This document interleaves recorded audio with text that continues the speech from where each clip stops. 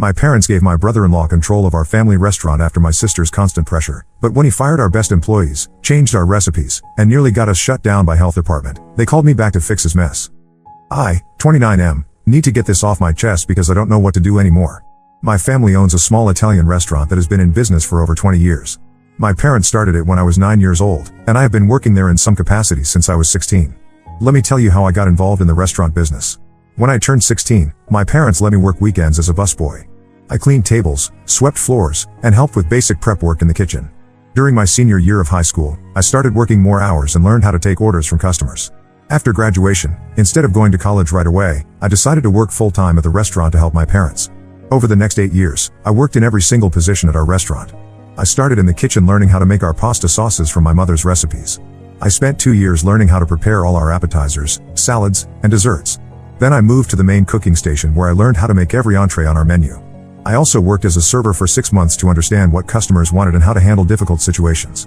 My parents taught me how to order supplies from vendors, manage inventory, schedule staff, and handle the books. When our head cook quit 3 years ago, I stepped in and ran the kitchen for 4 months until we found a replacement. When our manager left 2 years ago, I took over those duties as well. Last year, my parents officially made me the general manager and started talking about me taking over the restaurant completely when they retire.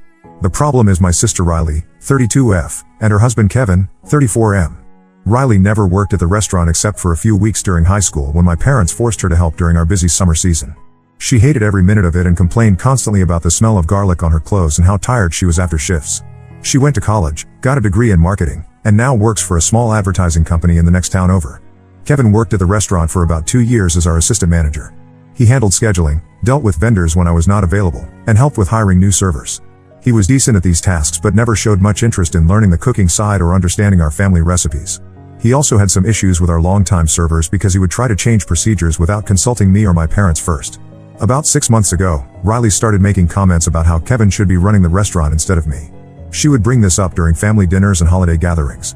She said Kevin had management experience and a business degree, while I never went to college. She also said it was not fair that I got to be in charge just because I was the son, and that Kevin was older and more mature. At first, my parents dismissed these comments. They knew how hard I had worked and how much I had learned about every aspect of the business. But Riley kept pushing. She would call my mother several times a week to complain about how I was not ready for such a big responsibility. She said I was too young and that Kevin had better leadership skills. The situation got worse when Kevin started agreeing with Riley and making his own comments. During staff meetings, he would suggest changes to our menu or procedures, then act frustrated when I explained why those changes would not work. He started questioning my decisions in front of other employees, which made things awkward for everyone. Riley also began criticizing everything about how I ran the restaurant. She said our social media presence was terrible and that we needed to modernize our image. She complained that we still used paper menus instead of digital ones. She said our dining room looked outdated and that we needed to renovate to attract younger customers. Every time she came to eat at the restaurant, she would find something to complain about and suggest that Kevin could fix these problems. The breaking point came 2 months ago during a family meeting at my parents' house. Riley spent an hour listing all the reasons why Kevin should be running the restaurant instead of me. She said he had fresh ideas and could bring new energy to the business. She also accused me of being stuck in old ways and resistant to change. She said I was holding the restaurant back from reaching its full potential. Kevin sat there nodding along with everything Riley said. He added that he had been thinking about this situation for months and believed he could increase our profits by at least 20% within 6 months. He said he had ideas for expanding our catering business and attracting more corporate clients. He also wanted to add a lunch buffet and start offering cooking classes. My parents looked uncomfortable during this entire conversation. They kept glancing at me like they wanted me to defend myself, but I was too shocked to say much. I had never expected this level of attack from my own sister and brother-in-law. I just sat there listening to them tear apart everything I had worked for over the past 8 years. After that meeting, Riley increased her pressure on my parents. She would show up at the restaurant during slow periods and talk to my mother about how Kevin could improve things. She brought articles about restaurant management and left them on my father's desk. She even suggested that they should give Kevin a trial period to prove himself. My parents finally gave in to the pressure 3 weeks ago. They called me into the office and said they wanted to try something new. They asked if I would be willing to step back for 3 months and let Kevin take over as acting manager. They said it would be good for me to take a break and that maybe Kevin's ideas could help the business grow. I was stunned. After 8 years of working my way up through every position, learning every recipe, and building relationships with our suppliers and regular customers, they wanted me to step aside for someone who would work there for only 2 years in a support role. I asked them if they were serious, and my father said they thought it would be fair to give Kevin a chance to show what he could do. I agreed to step back, but only because I was curious to see how badly Kevin would mess things up. I also figured my parents would realize their mistake pretty quickly once they saw Kevin in action without me there to guide him. I told them I would take a leave of absence for 3 months, but I wanted to remain available if there were any emergencies. Kevin started his trial period 2 weeks ago, and I have been staying away from the restaurant as promised. However, I have been hearing things from our servers and kitchen staff who still text me when they have questions or concerns. The stories they are telling me make it clear that Kevin is in way over his head. During his first week, Kevin decided to change our sauce recipes without consulting my mother. He thought they were too garlicky and reduced the garlic by half in our marinara and meat sauces. We had 3 customers complain that their food tasted different, and one of our regular customers actually sent her pasta back to the kitchen because it tasted wrong. Kevin also fired our head server Maria, who had been working for us for 5 years. Maria was always professional and knew how to handle difficult customers. She was also fluent in Spanish, which helped us serve our Latino customers better. Kevin fired her because he said she was not enthusiastic enough about his new ideas for improving customer service. He replaced Maria with someone Riley recommended from her advertising company. This new server had never worked in a restaurant before and spent her first shift asking customers to repeat their orders multiple times because she did not know our menu. She also spilled red wine on a customer's white shirt during her second shift. Kevin has also been trying to implement new procedures that make no sense. He wants servers to upsell appetizers and desserts to every table, even though our portions are already generous and most customers leave feeling full. He created a script for servers to read when they greet customers, which sounds awkward and forced. Our longtime customers have been asking what happened to the friendly, relaxed atmosphere they were used to. The kitchen staff is also having problems with Kevin's management style. He keeps changing the prep schedule and trying to alter recipes without understanding how our kitchen workflow operates. Yesterday, one of our cooks texted me to say they ran out of breadsticks during the dinner rush because Kevin changed the baking schedule. Riley has been coming to the restaurant almost every day since Kevin took over. She acts like she is some kind of consultant, walking around with a notebook and observing everything. She has been asking our servers detailed questions about their sales numbers and customer feedback. Some of our staff members have told me they feel like they are being watched and judged constantly. My parents called me yesterday asking if I could come in to help with some issues Kevin was having with our vendor payments. Apparently, he messed up our food orders for this week and we are running low on several key ingredients. They sounded stressed and asked if I could just come in for a few hours to straighten things out. I told them no. I reminded them that they asked me to step back for 3 months, and it has only been 2 weeks. I said Kevin needed to figure these problems out on his own if he was going to prove he could run the restaurant.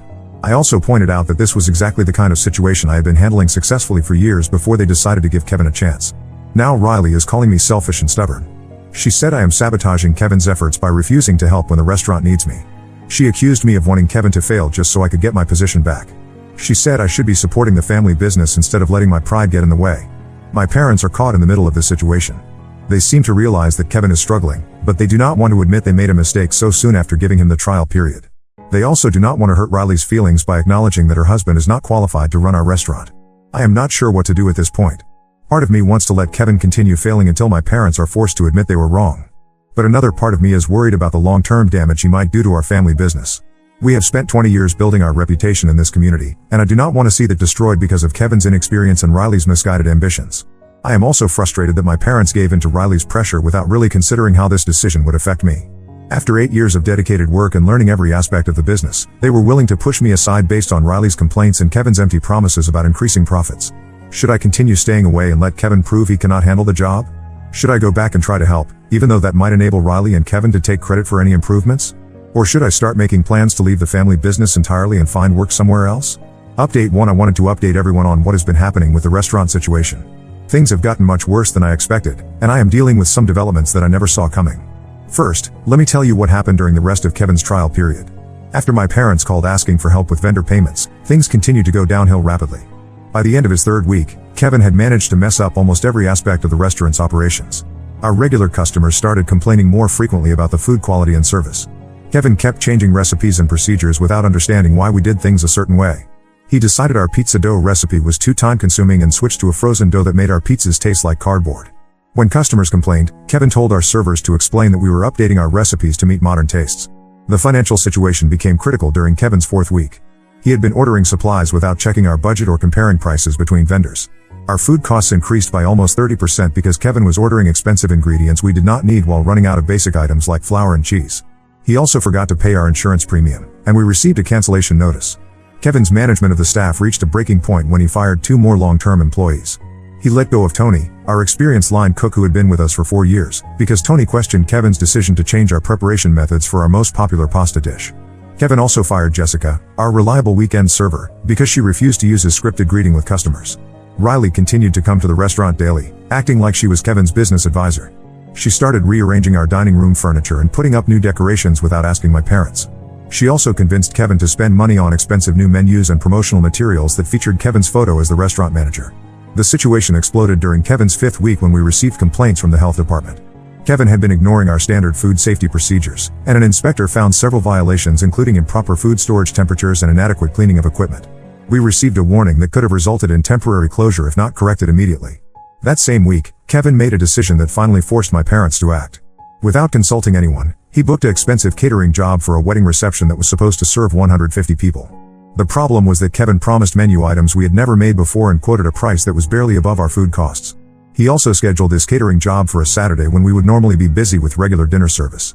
When my parents found out about the catering disaster 2 days before the wedding, they panicked and called me. My father explained the situation and asked if I could help them figure out how to handle the catering job without ruining our reputation. I told them I would help, but only if they ended Kevin's trial period immediately. I returned to the restaurant that Thursday and spent 12 hours preparing for the catering job. I had to completely redesign the menu to use ingredients we actually had available and could prepare with our equipment. I also had to call in favors from our former employees to help with the extra workload. The catering job went smoothly, but it cost us almost $1,000 in overtime pay and ingredient waste. After the catering crisis, my parents officially ended Kevin's trial period. They asked him to step back to his previous assistant manager role, but Kevin refused. He said he was not going to accept a demotion after proving he could handle bigger responsibilities. Riley supported Kevin's position and accused my parents of not giving him enough time to implement his ideas. Kevin and Riley left the restaurant that day and have not been back since. Riley called my mother several times over the next week demanding an apology and insisting that Kevin deserved another chance. When my parents refused, Riley said they were making a mistake and would regret not supporting Kevin's vision for the business. I have been back at the restaurant for 2 weeks now, trying to repair the damage Kevin caused during his 5-week trial period. I had to rehire Tony and Jessica, who fortunately were still available and willing to return. I also had to spend time rebuilding relationships with our regular customers and explaining why our food and service had been inconsistent recently. The financial damage was significant. Between Kevin's overspending on supplies, the money we lost on the catering job, the cost of replacing fired employees, and the revenue we lost from customers who stopped coming during Kevin's trial period, we are looking at losses of over $8,000. This is money our family business could not afford to lose, especially during what is normally our slower season. But the part that bothers me most is what I discovered when I started going through the paperwork from Kevin's time as manager. I found receipts for supplies and equipment that never arrived at the restaurant. When I called our vendors to ask about these missing items, I learned that Kevin had been having supplies delivered to a different address. It turns out that Kevin had been using our restaurant's vendor accounts to purchase equipment and supplies for his own catering business. He had been planning to start a competing restaurant and was using our money to buy what he needed to get started. The address where our supplies were being delivered was a commercial kitchen Kevin had been renting across town. When I showed my parents this evidence, they were shocked. My father called Kevin to confront him about the missing supplies, but Kevin claimed it was all a misunderstanding. He said he was just storing some restaurant equipment at another location temporarily and planned to bring everything back. Riley called my mother the next day screaming about how we were attacking Kevin unfairly. She said Kevin was just trying to help the family business by exploring expansion opportunities. She accused us of being paranoid and trying to make Kevin look bad because we were jealous of his success. My parents have been trying to get Kevin to return the equipment and supplies he took, but he has been avoiding their calls. Riley sent a text message saying Kevin would return everything once we apologized for treating him badly and gave him credit for his contributions to the restaurant. This whole situation has shown me that Riley and Kevin were never really interested in helping our family business. They saw an opportunity to use our restaurant as a stepping stone for their own plans, and they were willing to risk destroying what my parents built over 20 years to achieve their goals. I am still working to get our restaurant back to normal operations. Most of our regular customers have returned, and our staff is relieved to have consistent management again. But the trust between my family members has been damaged in ways that might never heal completely. Riley has not spoken to me since I returned to the restaurant. She still calls our parents occasionally to defend Kevin's actions, but she refuses to acknowledge the financial damage they caused or apologize for supporting his scheme to use our business for his own benefit. I am not sure how to move forward with my relationship with Riley and Kevin. Part of me wants to focus on rebuilding the restaurant and forget about their betrayal. But another part of me thinks they should face consequences for stealing from our family business and lying about their intentions.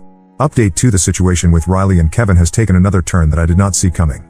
I thought the worst was behind us after we discovered Kevin's scheme to steal supplies for his own restaurant, but things have gotten more complicated. About 3 weeks after my last update, Kevin finally returned most of the equipment and supplies he had taken from our restaurant. He brought everything back on a Tuesday afternoon when he knew I would not be there, and he left it all in our storage room without explanation. Some items were missing, and several pieces of equipment had been damaged, but my parents decided not to pursue the matter further because they wanted to avoid more family conflict. Riley had been avoiding all contact with our family since the supply theft was discovered. She stopped calling my parents and did not show up for my mother's birthday dinner, which hurt my mother deeply. When my parents tried calling Riley, she would either not answer or hang up as soon as she heard their voices. But then Riley started showing up at the restaurant again, not to help or apologize, but to cause problems for us with our customers. The first incident happened on a busy Friday night when Riley came in with 3 friends and demanded a table even though we were fully booked with reservations. When our hostess explained that we could seat them in about an hour, Riley became loud and rude. Riley started complaining loudly about how the restaurant had gone downhill and how the service used to be better when Kevin was managing things. She was speaking loud enough for other customers to hear, and she made comments about how our family did not know how to run a business properly.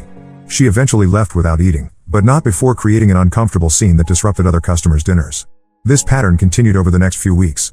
Riley would show up during our busiest times and find reasons to complain about everything from the temperature in the dining room to the speed of service.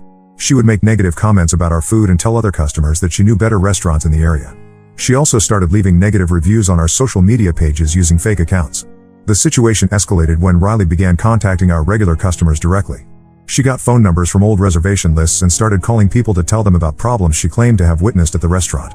She told Mrs. Rodriguez, one of our longtime customers, that she had seen mice in our kitchen. She told Mr. Thompson that our health department violations were more serious than we had admitted. These calls were completely false, but they caused several customers to cancel reservations or stop coming to the restaurant. Mrs. Rodriguez called my mother in tears because she had been eating at our restaurant for over 10 years and was heartbroken to think we had health problems. It took my mother an hour on the phone to convince Mrs. Rodriguez that Riley's claims were lies. I realized Riley was deliberately trying to sabotage our business when one of our vendors told me that someone had been calling to complain about our payment history. Riley had been contacting our suppliers and claiming that our restaurant was having financial problems and might not be able to pay our bills. This could have damaged our credit relationships with vendors we had been working with for years. My parents finally decided they had to take action when Riley's sabotage started affecting our employees. Riley called Jessica, the server we had rehired after Kevin fired her, and told her that the restaurant was failing and she should look for another job immediately. Riley claimed that we would probably have to close within a few months and that Jessica would be left without work if she did not find something else soon. Jessica came to work the next day upset and confused. She asked me if the restaurant was really in trouble and if she should be worried about her job security. I had to reassure her that Riley was lying and that we had no plans to close. But the fact that Riley was now targeting our employees directly showed how far she was willing to go to hurt us. I decided to confront Riley directly about her behavior. I called her and asked to meet for coffee so we could discuss the situation. Riley agreed to meet, probably because she thought she could convince me that Kevin deserved another chance to run the restaurant. When we met, I brought copies of the vendor receipts showing that Kevin had been stealing supplies, along with documentation of the financial losses he had caused during his trial period. I also had screenshots of the fake social media accounts Riley had been using to leave negative reviews about our restaurant. Riley looked at the evidence but refused to admit that she or Kevin had done anything wrong. She said Kevin was just being entrepreneurial and that taking some supplies was not a big deal because he was family. She claimed her negative reviews were honest opinions about problems she had observed, and she said she was just trying to help our regular customers make informed decisions. I told Riley that her actions were damaging our family business and hurting our employees who depended on the restaurant for their livelihood. I asked her to stop interfering with our operations and to apologize to our parents for the problems she had caused. Riley refused to apologize. Instead, she accused me of being controlling and vindictive. She said I was trying to turn our parents against her because I was threatened by Kevin's ideas for improving the restaurant. She also claimed that I was exaggerating the financial losses Kevin had caused and that the restaurant would be more successful if I was not involved. The conversation ended with Riley walking out of the coffee shop after telling me that she would not stop fighting for what she believed was right. She said Kevin had real vision for the restaurant industry and that our family was too old-fashioned to recognize his potential. 2 days later, I learned that Riley and Kevin had taken their sabotage campaign to the next level. They had contacted the local business journal and given an interview claiming that our family restaurant was discriminating against employees with innovative ideas. The article quoted Kevin saying that he had been fired from our restaurant for suggesting modernization improvements that threatened traditional management. The article did not mention Kevin's theft of supplies or the financial damage he had caused. Instead, it portrayed him as a progressive manager who had been pushed out by a family that was resistant to change. Riley was quoted as saying that our restaurant represented everything wrong with family businesses that put personal relationships ahead of professional competence. This newspaper article was the final straw for my parents. They had been hoping that Riley would eventually calm down and apologize for her behavior, but seeing their family conflicts displayed in public was too much. My father called Riley and told her that she was no longer welcome at the restaurant and that she should stop trying to damage our business. Riley responded by threatening to sue us for defamation. She claimed that we had been spreading lies about Kevin's management abilities and that his reputation in the restaurant industry had been damaged by our accusations.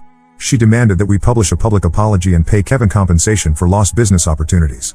We consulted with a lawyer who reviewed all the evidence we had collected about Kevin's theft and Riley's sabotage campaign. The lawyer told us that Riley's threats were baseless and that we actually had grounds to pursue legal action against her for harassment and intentional interference with our business relationships.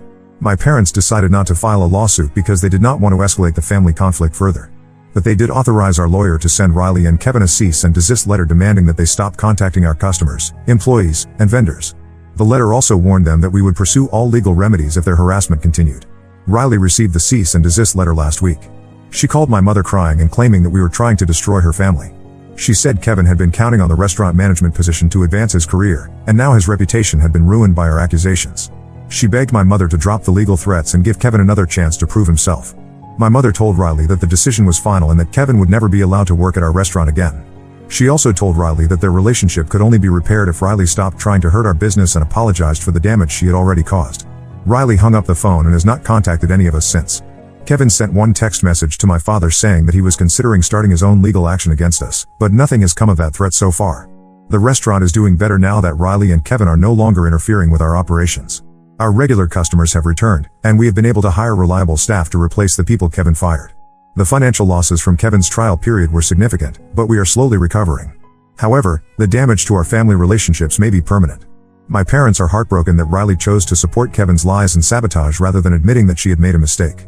They feel like they have lost a daughter, and I am not sure those wounds will ever heal completely. Update 3: I am writing this final update because several people have been asking what happened with Riley and Kevin, and because some new developments have brought this whole situation to what I think is a permanent conclusion. For about a month after the cease and desist letter, Riley and Kevin stayed away from our restaurant and stopped their harassment campaign. I thought maybe they had finally realized that their behavior was destructive and decided to move on with their lives. Our business was recovering steadily, and my parents seemed to be adjusting to the reality that their relationship with Riley might be over. But 3 weeks ago, Riley showed up at the restaurant during our lunch rush with a man I had never seen before. She walked straight to my parents' office without speaking to any of our staff and demanded to have a private meeting. The man she brought with her introduced himself as a business consultant who specialized in restaurant management. Riley announced that she and Kevin had decided to make one final attempt to resolve our family conflict. She said they had hired this consultant to conduct an independent evaluation of our restaurant's operations and management structure. She claimed that if the consultant agreed that Kevin's ideas had merit, then our parents should reconsider their decision to ban him from the restaurant. My parents were so shocked by Riley's audacity that they did not immediately refuse this proposal. The consultant started asking detailed questions about our revenue, profit margins, staff turnover, and customer satisfaction ratings. He wanted to see our financial records and interview our employees about management effectiveness. I was not at the restaurant when this happened because I had been meeting with suppliers, but our head server called me immediately. When I arrived 30 minutes later, I found Riley and her consultant sitting in our office taking notes while my parents answered questions about our business operations. I asked Riley what she thought she was doing, and she said she was trying to find an objective way to resolve our disagreement about Kevin's qualifications. She said the consultant would provide an unbiased assessment of whether Kevin's management approach could benefit our restaurant. She claimed this was her final attempt to prove that our family had been unfair to Kevin. I told Riley that we were not interested in any evaluation and asked her and the consultant to leave immediately. Riley refused to go and said she had a right to be concerned about a business that would eventually be part of her inheritance. She claimed that as a family member, she deserved input into major decisions about the restaurant's management. The consultant supported Riley's position and said he had already observed several operational inefficiencies that could be improved with proper management. He suggested that Kevin's previous difficulties had been caused by inadequate training rather than incompetence, and that Kevin deserved another opportunity with better preparation. At this point, I realized that Riley was never going to accept that she had been wrong about Kevin. No amount of evidence about his theft, lies, or incompetence was going to change her mind. She was so invested in proving that Kevin was qualified to run our restaurant that she was willing to hire outside consultants to support her position. I called our lawyer from the restaurant and explained what was happening. The lawyer spoke to Riley on the phone and reminded her that the cease and desist letter prohibited her from interfering with our business operations. The lawyer also told the consultant that he was not authorized to access our confidential business information and that his presence constituted trespassing. Riley became furious when the lawyer got involved. She accused me of being paranoid and controlling, and she said I was using legal threats to prevent her from protecting her family's interests. She claimed that I was afraid of objective evaluation because I knew Kevin was more qualified than me to run the restaurant. The consultant packed up his notes and left after the lawyer threatened to call the police. Riley followed him out, but not before telling my parents that they were making the biggest mistake of their lives by choosing me over Kevin. She said they would regret not listening to her advice when the restaurant failed under my leadership. My parents were shaken by this encounter. My mother started crying after Riley left, and my father said he never imagined that his daughter would go to such lengths to undermine our family business. They realized that Riley was not just supporting Kevin out of loyalty, but that she genuinely believed I was unqualified to run the restaurant despite 8 years of successful management. 2 days later, we received a bill from Riley's business consultant for $1,200. The bill claimed that we had requested his services and owed payment for a comprehensive restaurant evaluation. Our lawyer contacted the consultant and informed him that no one had authorized his services and that we would not be paying his fee. The consultant called Riley to demand payment, and apparently she told him that our family should be responsible for the cost since the evaluation was meant to benefit our business. When the consultant threatened to take legal action against Riley for non-payment, she called my father and asked him to pay the bill to avoid further complications. My father refused to pay for a consultant that Riley had hired without permission. He told Riley that she was responsible for any costs related to her continued attempts to interfere with our restaurant. Riley responded by saying that our parents were choosing money over family relationships and that they would lose both their daughter and their business because of their stubbornness. That was the last conversation Riley had with our parents. She has not called or visited since then, and she did not show up for our father's birthday last week even though my mother specifically invited her. My parents sent Riley a birthday card last month, but she did not acknowledge it or respond in any way. Kevin has also disappeared from our lives completely. He found a job at a chain restaurant in the next county, according to what Riley told my aunt before they stopped speaking. Riley told my aunt that Kevin was much happier working for people who appreciated his talents and vision for restaurant management. The financial impact of this whole situation has been significant but manageable. Between Kevin's theft, the business we lost during his trial period, legal fees, and the costs of rehiring and retraining staff, our family probably lost around $15,000. We have been working extra hours and cutting unnecessary expenses to make up for these losses. More importantly, our restaurant's reputation has recovered completely. Our regular customers are happy with the consistent food quality and service, and we have been getting positive reviews again. Several customers have specifically commented that they are glad to see familiar faces among our staff and that the restaurant feels welcoming again. My parents have been talking about making me the official owner of the restaurant within the next year. They want to ensure that there can never be another situation where outside family members try to take control of the business. They also want to protect the restaurant from any future inheritance disputes that might arise. I have mixed feelings about Riley cutting off contact with our family. Part of me is relieved that she can no longer interfere with our restaurant operations or create drama during family gatherings. But I also feel sad that my sister chose to end our relationship rather than admit she had been wrong about Kevin. My parents are heartbroken about losing Riley, but they have accepted that she made her choice when she decided to support Kevin's lies and sabotage over her own family's well-being. They hope that someday Riley will realize what she gave up and try to rebuild their relationship, but they are not holding their breath. As for me, I am focused on continuing to build our family restaurant into something my parents can be proud of. I have learned a lot about business management, family dynamics, and standing up for what is right during this difficult period. I am confident that our restaurant will continue to thrive without Riley and Kevin's interference. The whole experience has taught me that sometimes family members will choose to support outsiders over their own relatives, even when the evidence clearly shows they are making a mistake. It has also shown me that some people will never admit they were wrong, no matter how much damage their stubbornness causes to the people they claim to love. Now let's move to the next story. Story 2. My husband's work project was actually an affair with his engaged boss. When her fiancé reached out, the whole truth came out and my world shattered. I never thought I'd be here, pouring my heart out to strangers on the internet. But I guess life has a way of surprising you. I'm Sarah, 29F, and I've been married to Jake, 32M, for 3 years.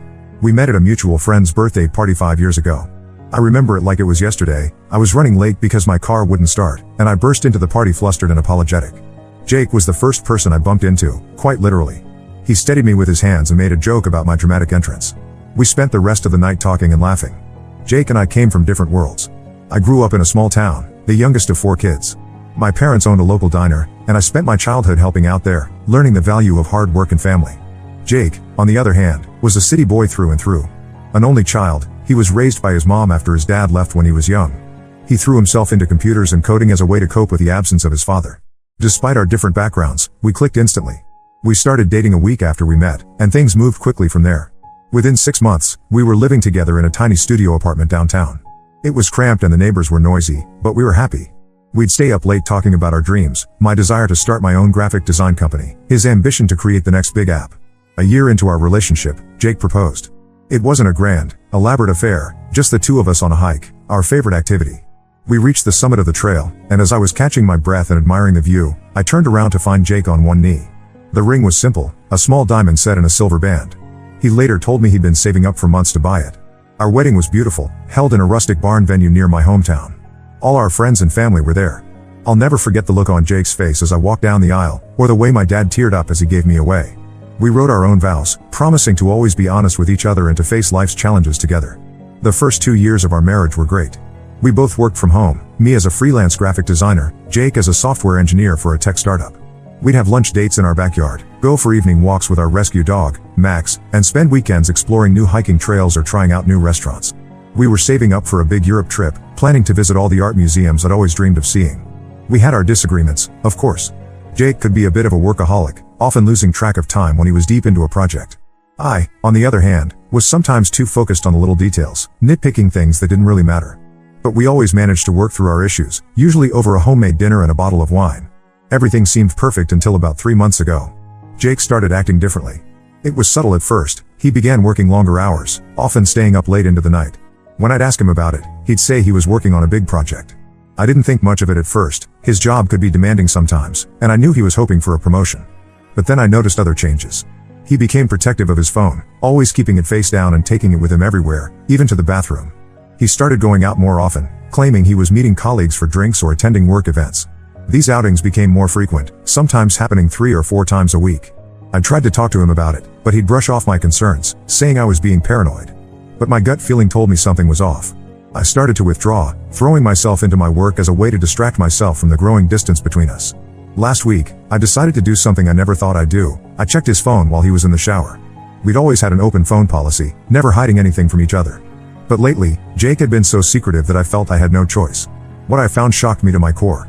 There were dozens of messages between Jake and someone saved as A in his contacts. The messages were flirty and intimate, talking about meeting up and how much they missed each other. There were even a few pictures exchanged, though thankfully nothing explicit. I felt like I couldn't breathe. My hands were shaking as I scrolled through the messages, each one feeling like a knife to my heart. I heard the shower turn off and quickly put the phone back where I found it, my mind racing. I confronted Jake as soon as he got out of the shower. At first, he tried to deny it, but when I told him I'd seen the messages, he broke down. He admitted that it was Amy, 28F, a new colleague at work. They had been having an emotional affair for the past 2 months. Jake swore nothing physical had happened and that he wanted to work on our marriage.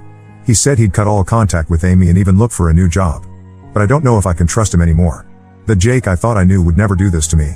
I'm staying with my sister Lily, 31F, right now. I need some space to think. Jake keeps calling and texting, begging for another chance. My friends are split. Some say I should give him another chance, while others think I should leave him. I'm torn. On one hand, I love Jake and the life we've built together. We have a house, our dog Max, and we were talking about starting a family soon. On the other hand, how can I ever trust him again? Every time his phone buzzes, will I wonder who he's talking to? I keep thinking back to the early days of our relationship, how happy we were. We'd spend hours talking about our dreams, our fears, our hopes for the future. Jake was always so open and honest with me. Or at least, I thought he was. Now I'm questioning everything. My parents are urging me to try couples counseling. They've been married for 35 years and say every marriage has its rough patches. But is infidelity just a rough patch? I'm not so sure. I'm also angry at Amy. How could she knowingly engage in a relationship with a married man? I found her on social media and was tempted to message her, but my sister talked me out of it. She said it would only complicate things further. I haven't eaten properly in days. I can't sleep. Every time I close my eyes, I see those messages. I keep wondering if there's more that I don't know about. Did they meet up in person? Did they kiss? Did it go further than that? Jake and I had plans. We were saving up for that Europe trip next year. We talked about having kids in the next couple of years. Now all of those plans feel like they're crumbling around me. I don't know what to do. Part of me wants to forgive him and try to move past this. But another part of me feels like this betrayal is too big to overcome. How can I ever look at him the same way again? I could use some advice. Has anyone been through something similar? How did you handle it? Is it possible to rebuild trust after something like this? Or am I better off walking away now, before we have kids or more entangled finances? Thank you for reading this long post. I just needed to get it all out. Update 1. It's been 2 weeks since my last post, and a lot has happened. Thank you all for your advice and support. It really helped me gain some perspective. After spending a week at my sister's place, I decided to move back home and have a serious talk with Jake. I felt I needed answers before I could make any decisions about our future. My sister Lily was worried about me going back, but I assured her I'd call if things got out of hand. When I got home, the house was a mess. There were takeout containers everywhere, and it looked like Jake hadn't done laundry since I left. Jake himself was a sight. He looked like he hadn't slept or shaved in days. As soon as I walked in, he broke down in tears, apologizing over and over. We sat down at our kitchen table, the same one where we'd shared so many meals and conversations, and I told him I needed the whole truth. No more lies or half-truths. Over the next few hours, Jake told me everything. It turns out the emotional affair had been going on for longer than he initially admitted, nearly 4 months. He and Amy had met at a work conference in San Diego. Jake had gone to represent their company, while Amy was there from a partner firm. They were seated next to each other during one of the keynote speeches and hit it off immediately. At first, it was just friendly chats and lunch meetups. They discovered they had a lot in common. Both were only children, both loved obscure indie bands, both were into rock climbing. Jake said he enjoyed talking to someone who understood the pressures of his job. But over time, it evolved into something more. They started texting regularly, sharing inside jokes and complaining about their workdays. Jake admitted he started looking forward to her messages, feeling a thrill every time his phone buzzed. Jake swore that nothing physical ever happened beyond a kiss. According to him, they kissed once after a late night at the office. They had been working on a joint project, and after everyone else had left, they ended up alone together. One thing led to another, and they kissed. Jake said that's when he realized how far things had gone. He claimed he tried to end it then, but Amy was persistent, and he was weak. I asked him why risk our marriage for this? He said he felt neglected. Apparently, I had been so focused on my work lately that he felt like we were drifting apart. I had taken on a big project for a new client, and I'd been working long hours to meet the deadlines. Jake said he missed the easy companionship we used to have. Instead of talking to me about it, he sought comfort elsewhere. I was furious. Yes, I had been busy with work, but that's no excuse for infidelity. I told him he should have talked to me if he was feeling neglected. We could have worked on it together, maybe planned a weekend getaway or set aside specific time for just us. Instead, he chose to betray my trust. After our talk, I needed some time to process everything. I went for a long walk in the park where we used to have picnics. As I sat on our favorite bench, watching families play frisbee and couples walking hand in hand, I realized I wasn't ready to give up on our marriage just yet. We'd built a life together, and I wasn't prepared to throw that away without at least trying to fix things. But I also knew things couldn't go back to how they were before. Trust, once broken, isn't easily repaired. I spent hours thinking about what I needed to feel secure in our relationship again. I went home and told Jake I was willing to try and work things out, but with conditions. He had to find a new job immediately. I couldn't bear the thought of him working with Amy every day. He had to give me full access to his phone and computer. No more secrets. We would start couples counseling. He had to cut all contact with Amy, effective immediately. Jake agreed to all my conditions without hesitation. He even showed me as he blocked Amy's number and deleted her from all his social media accounts. It was a start, but I knew we had a long road ahead of us. The next day, Jake started job hunting. He had an interview lined up by the end of the week. We also booked our first couples counseling session for next Tuesday. It's been a roller coaster of emotions. Some days, I feel hopeful that we can work through this. Other days, the anger and hurt feel overwhelming. I find myself scrutinizing Jake's every move, wondering if he's being truthful. It's exhausting. We've started having dinner together every night, like we used to in the early days of our relationship. We talk about our days, our feelings, our fears.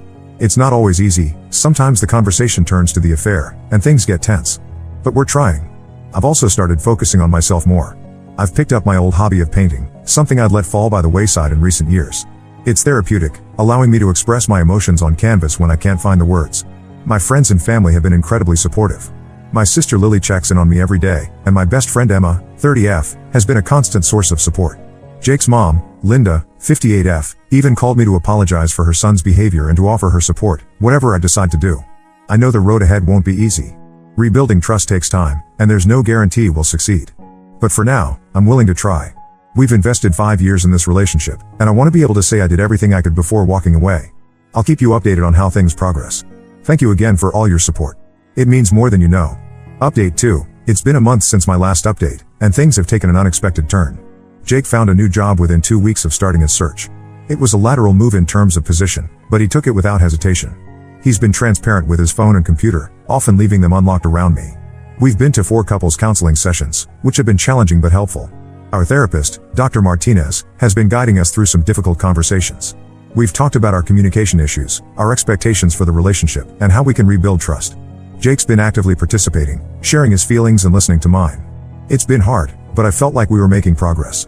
Things seemed to be improving slowly. We were communicating better, and I was starting to feel like maybe we could get through this.